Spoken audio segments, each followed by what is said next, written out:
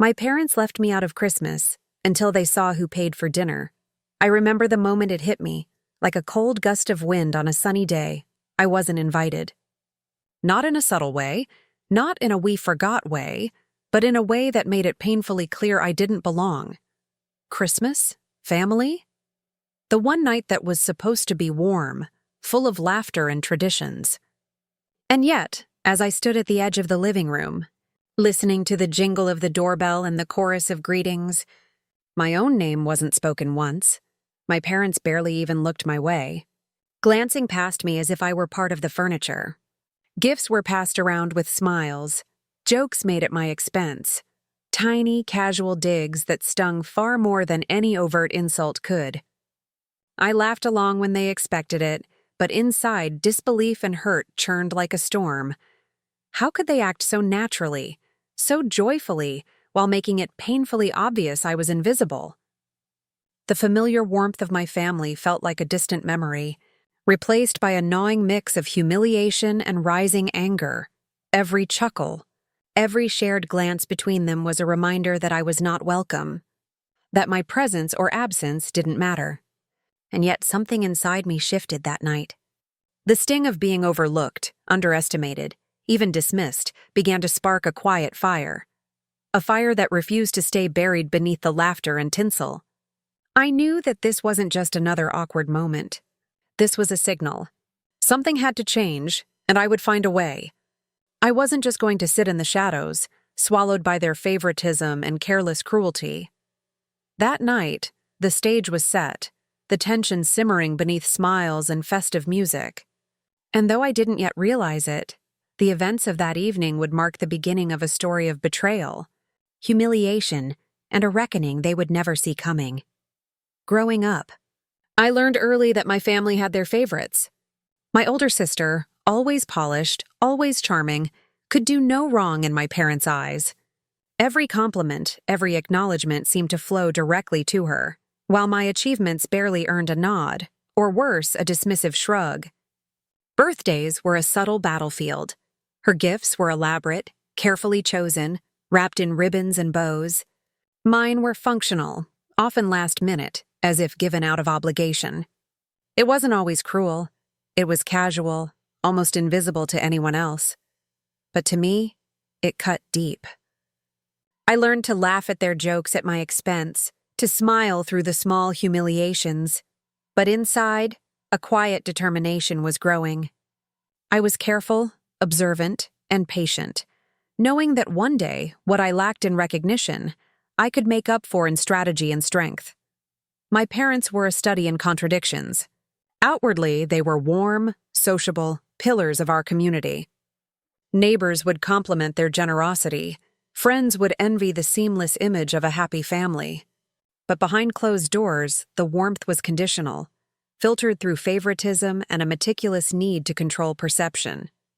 My mother prided herself on appearances, often comparing me silently to my sister, as if I were a reminder of imperfection. My father was quieter but no less exacting, often masking his disapproval in sarcasm or subtle undermining comments that left me questioning myself.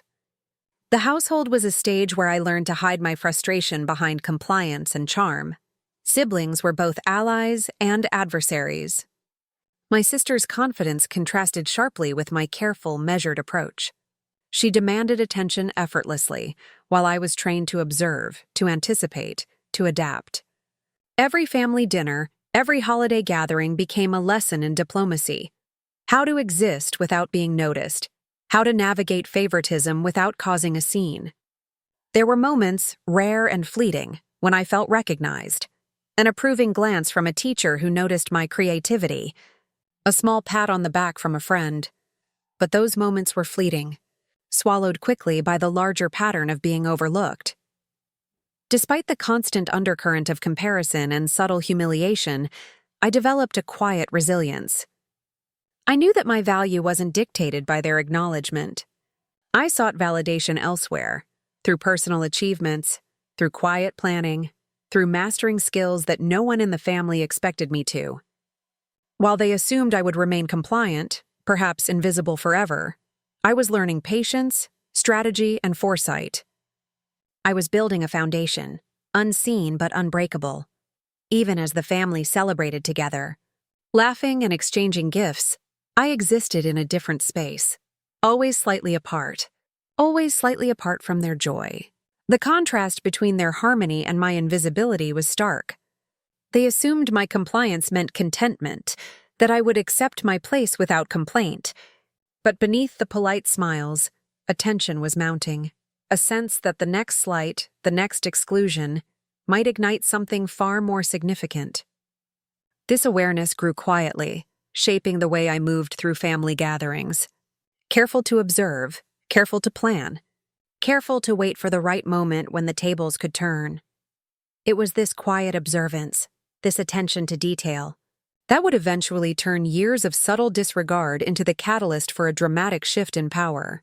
The audience begins to see not only the cruelty of exclusion, but also the hidden potential simmering beneath it.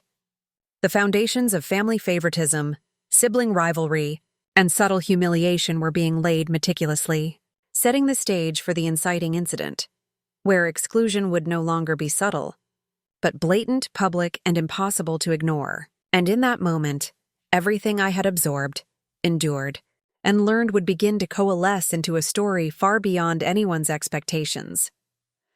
The day of Christmas arrived with the usual flurry of excitement, but for me, it carried an unfamiliar weight. I had assumed, as always, that I would quietly slide into my place, unnoticed yet present, observing the laughter and chatter around me.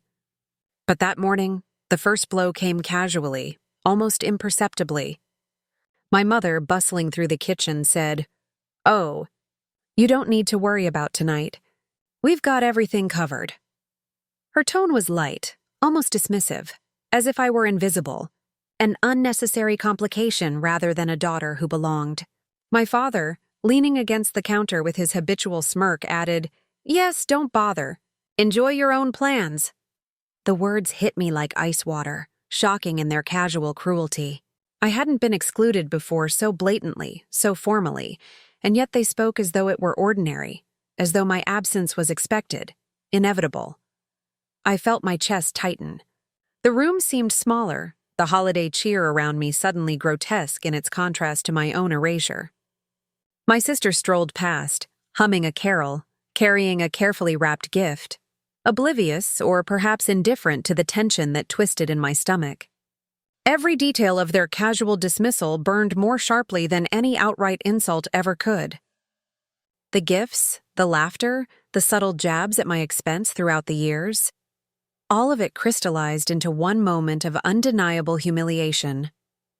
I wanted to speak, to protest, to demand recognition, but words tangled in my throat. Shock, disbelief, and a simmering anger coiled inside me, a storm that refused to dissipate. As the evening approached, the pattern continued. Invitations that were once assumed to be automatic were now absent. Friends and extended family members arrived, greeted with warmth and enthusiasm, while I was left to linger, a silent observer to my own erasure. Each toast, each cheer, each compliment directed at someone else reinforced the message. I was not meant to be here. My presence was irrelevant, my voice unworthy of attention. The sting of betrayal wasn't just in being left out. It was in the ease with which it was done, the complete lack of acknowledgement that I existed as a part of this family unit. And yet, even as humiliation washed over me, something within me shifted. The anger that rose was not aimless. It was sharp, clear, and purposeful. I realized that their arrogance, their casual disregard for me, was not invincible. It was brittle, and it could be exposed. I felt the first true surge of determination, a quiet promise to myself that their perception of my insignificance would not remain unchallenged. This exclusion, painful as it was, lit a spark that I had been cultivating in the background all my life, a recognition that being overlooked did not define my worth or my capabilities. By the time the family gathered around the tree that evening, their laughter and cheer a cruel mockery of my absence, I understood that this moment was more than just a single act of exclusion. It was the beginning of something bigger, a catalyst that would force me to confront the imbalance, to strategize, and eventually to turn the tables. The humiliation stung, yes, but it also clarified my path.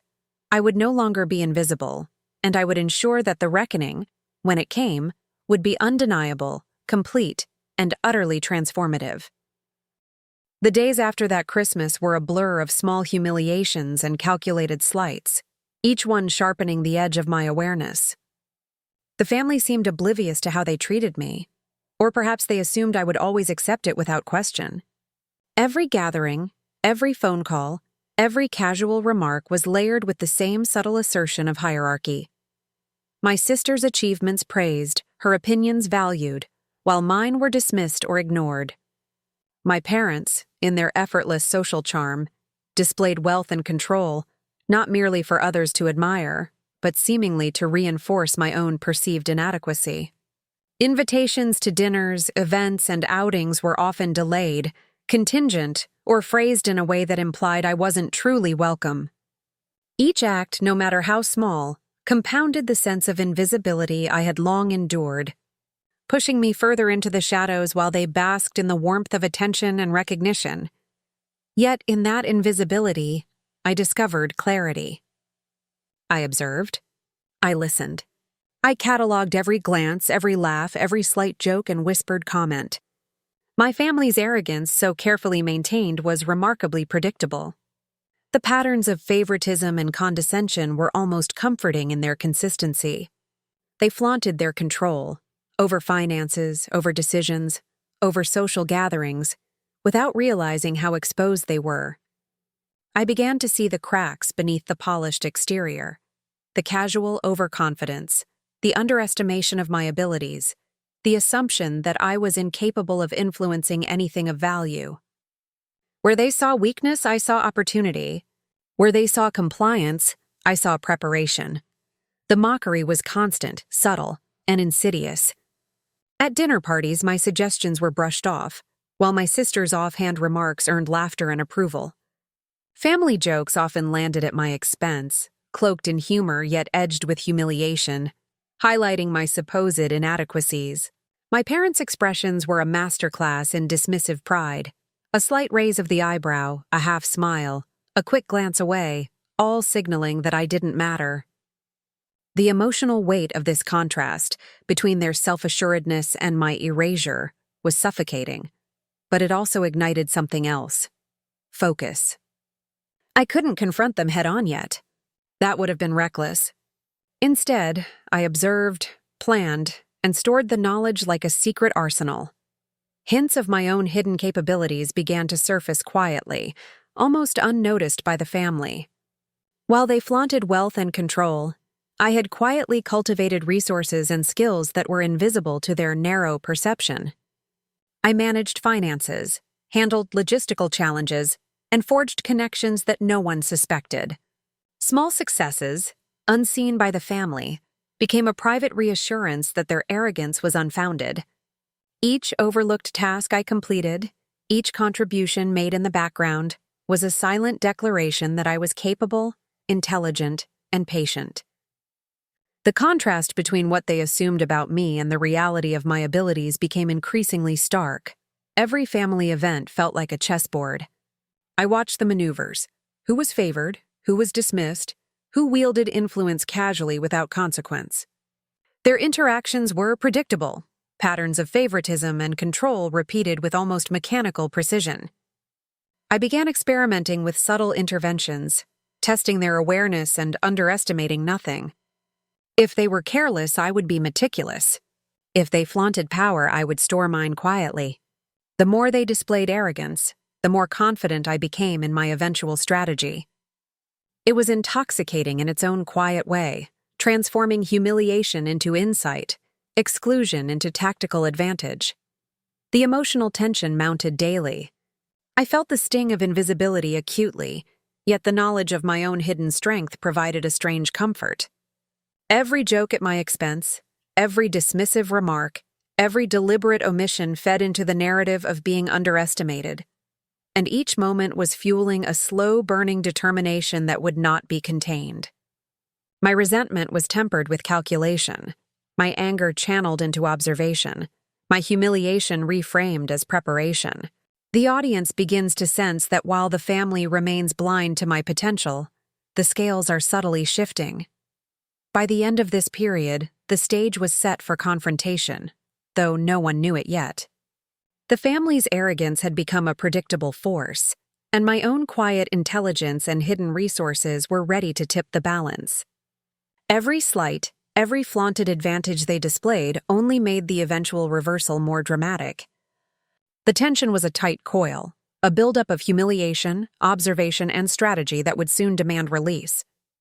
The contrast between the family's visible dominance and my invisible power created a simmering anticipation, perfectly positioning the story for the breaking point, where emotions would reach their peak and the audience would feel the full weight of betrayal, frustration, and the promise of poetic justice. It all came to a head one evening, during a family gathering that should have been festive and warm. Instead, it became the crucible where every slight, every overlooked effort, every subtle humiliation collided inside me. I watched as my sister received praise for the smallest gestures, her achievements celebrated as if they were monumental, while my own contributions were ignored, or worse, ridiculed. A casual joke about my supposed lack of ambition hung in the air, laced with laughter that felt more like a spotlight on my invisibility than genuine amusement. The room spun around me, a blur of cheer and chatter that seemed to exclude me entirely, and I felt the familiar twinge of disbelief transform into something heavier: despair. I couldn't pinpoint a single moment when it all became unbearable. It was cumulative, the weight of years pressing down like an unseen hand. My parents' indifference, my sister's arrogance, the effortless favoritism. They had trained me to absorb humiliation silently, to smile politely while my own worth went unrecognized. And yet this time the sting was sharper. The laughter around the table wasn't just at my expense. It felt like a judgment, a confirmation that my place was always beneath theirs. Anger flared, mingling with sadness in a way that made my chest tighten and my vision blur. I wanted to shout, to demand acknowledgement, but the fear of escalation, of being dismissed even more harshly, kept my words lodged inside me. In that moment of emotional overload, something inside me shifted. The despair and anger weren't crushing me, they were crystallizing, forming clarity. I realized that letting them continue unchecked, letting their arrogance dictate the narrative of my life, was no longer an option. The humiliation that had been a quiet companion for years could become the fuel for a transformation they would never see coming. I began to consider the possibilities. If they assumed I was powerless, underestimated my capabilities, and ignored my presence, then that very underestimation could be leveraged. Their confidence was brittle, and mine, hidden, was quietly formidable. I retreated internally, examining every interaction, every slight, every pattern I had meticulously observed over the years. How had they assumed that I would remain invisible forever? How had they overlooked the careful attention I had paid to every detail, every misstep, every opportunity they left unattended?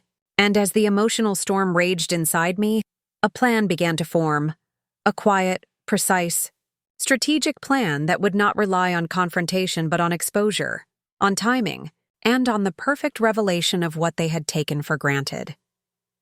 For the first time in years, I felt both vulnerable and strong, the two intertwined in a way that demanded action.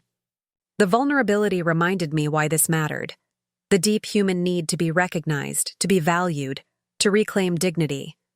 The strength, long dormant, was fueled by intelligence, patience, and the careful cultivation of hidden resources. I wasn't just reacting. I was preparing carefully, deliberately, for the moment when the balance of power would finally shift. As the evening drew to a close, and the family continued in their blissful arrogance, I realized that this breaking point wasn't an end, it was a beginning. The humiliation and exclusion had lit a spark, one that would soon grow into a force impossible to ignore. The audience begins to sense the tension coiling, the anticipation building for the secret, the twist that would change everything. And in that quiet, almost imperceptible way, the stage was set for the moment when the underestimated, overlooked, and invisible daughter would finally emerge, not in protest, but in undeniable authority, ready to reclaim what had always been hers. The truth, hidden in plain sight for years, finally began to surface at the perfect moment. No one had suspected, not really. My parents, so confident in their control and authority, had taken my apparent compliance for granted.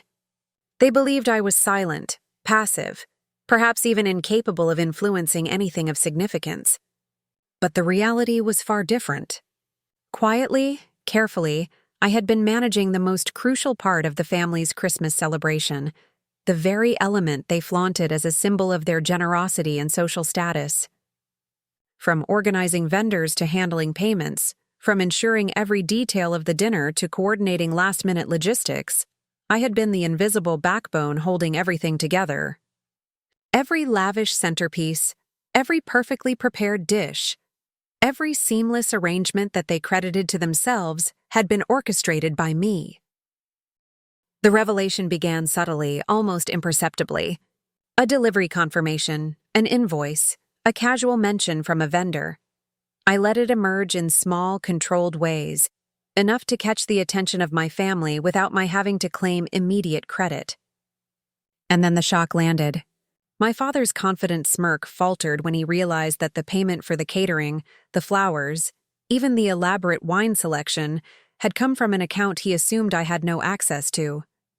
My mother's face went pale as she connected the dots, the earlier dismissals, the casual jokes at my expense, the way she had underestimated me for years. Their eyes widened, disbelief etched into every line of their expressions, as the invisible scaffolding they had taken for granted came crashing into their awareness. The emotional contrast was staggering. Here I was, the daughter they had ignored, the one they had casually excluded from Christmas, now revealed as the orchestrator of the very celebration they believed showcased their superiority. The tables had turned completely. Where they had once wielded power, I now held it quietly, undeniably.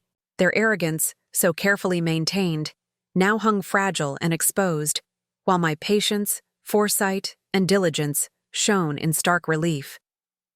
The irony was not lost on me. They had laughed at my supposed inadequacy, dismissed my abilities, yet without my work, their perfect Christmas would have been impossible. Every joke at my expense now echoed back at them, sharpened by truth, revealing the depth of their miscalculation. The room shifted in real time. My sister, once the beacon of effortless charm, faltered as she realized that the accolades she had been receiving were built on my unacknowledged labor. Friends and extended family, previously oblivious to my role, began to see the contrast between appearance and reality. The careful orchestration of the event, once invisible, now revealed a layer of competence and power that had been systematically ignored. I watched, quietly triumphant, as shock, confusion, and a flicker of guilt rippled through the room. It was an intoxicating moment, not out of malice, but out of the sheer poetic justice of the revelation. I had planned this carefully. The surprise was never meant to humiliate for its own sake, but to illuminate the truth of my contributions and the arrogance of my family's assumptions. The timing was deliberate, the exposure precise. I let them process, witnessing every hesitation, every shift in posture, every faltering glance between my parents as they struggled to reconcile their perception with reality. Their disbelief became palpable, their authority destabilized, and the previously invisible daughter, me, emerged as the unexpected center of competence and control. As the initial shock subsided, the emotional stakes escalated further. Questions were whispered, voices quivered, and an awkward tension settled over the room. My parents' pride, once so dominant, was now muted, replaced by the stark realization that they had overlooked someone who had quietly held the strings behind the scenes. For the audience, the contrast could not have been more dramatic.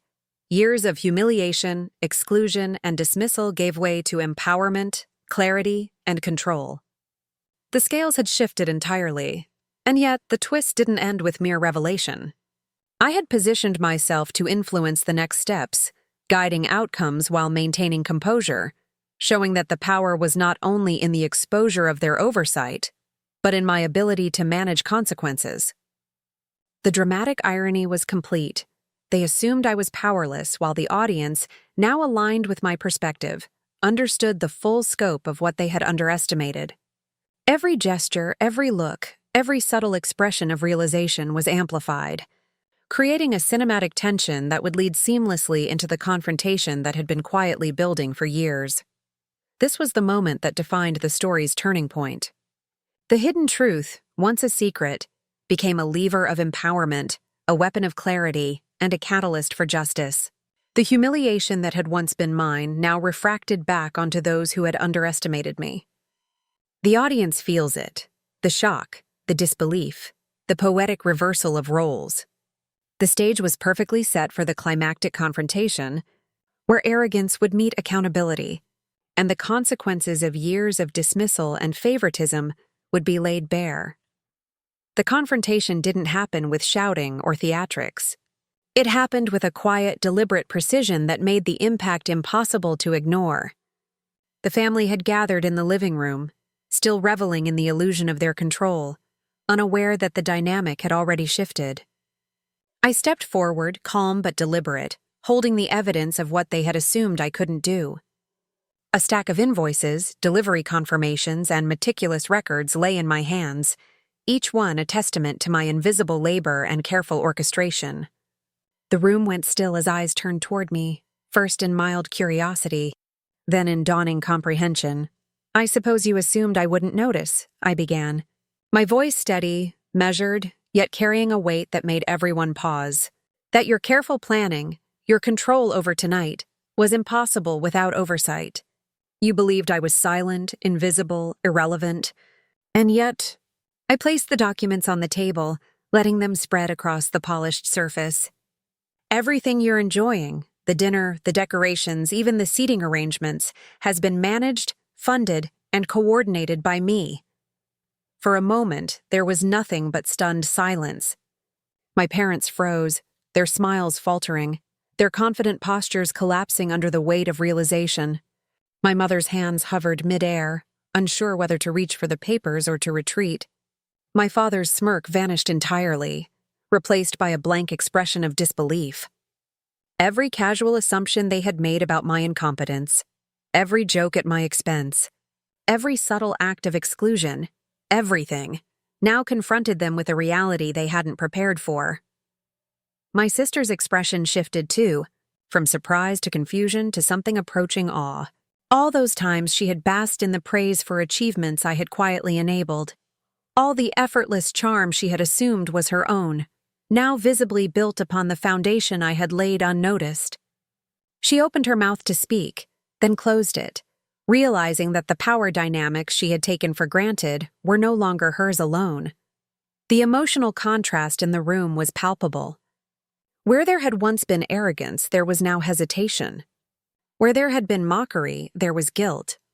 And where there had been ignorance, there was awe. I could see it in the way they shifted in their chairs, the way their eyes flickered to the documents, the slow sinking realization that their perceived authority had been built on a misconception.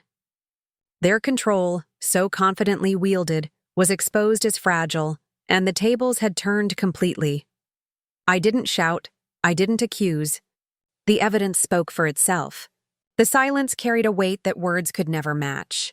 I let them absorb the truth, letting the tension build until it became almost unbearable, a tangible presence in the room. Then I added calmly, "I suppose you thought excluding me would leave me powerless. But the truth is, power isn't always loud. Sometimes it's quiet, patient, and completely unassailable until the right moment. Every gesture, every glance, every hesitant movement of my parents underscored the dramatic reversal. The family's sense of control, so carefully cultivated, crumbled under the simple, undeniable facts I had laid before them. Laughter died on their lips, smugness evaporated, and a hush fell over the room as the reality sank in. I watched as shock transformed into a mix of guilt and reluctant respect. My once dismissive parents now faced the humbling truth that the daughter they had overlooked, underestimated, and excluded had quietly held the reins all along.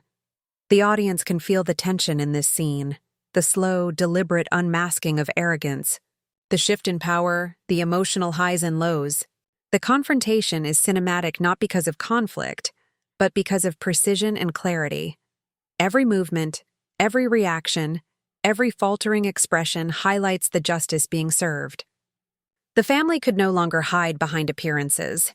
Their ignorance and favoritism had been laid bare, and I stood at the center of a revelation that demanded acknowledgement, respect, and reckoning.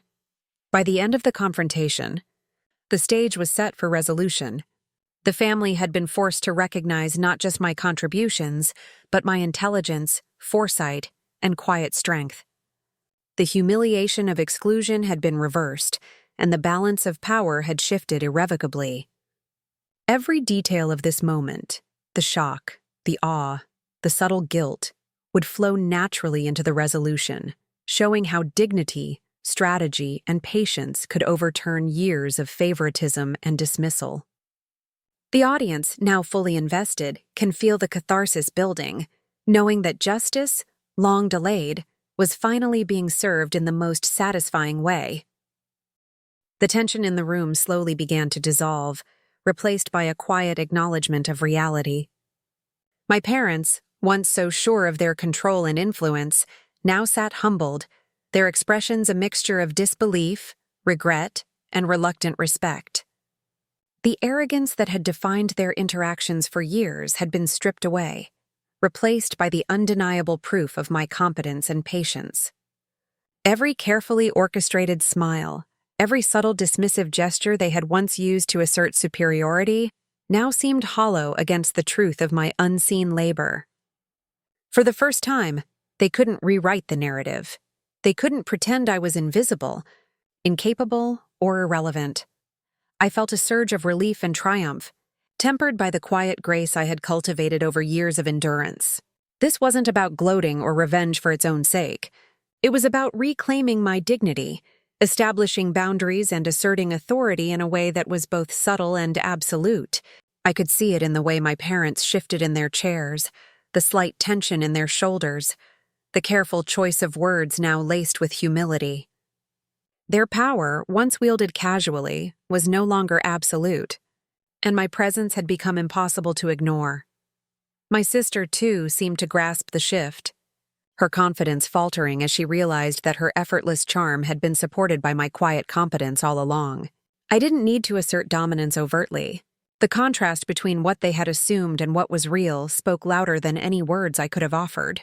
I remained composed, my posture calm, my expressions measured, demonstrating that true strength often lies in patience, intelligence, and strategic action rather than loud confrontation.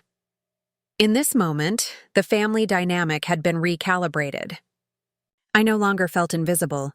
I no longer carried the weight of being dismissed or underestimated.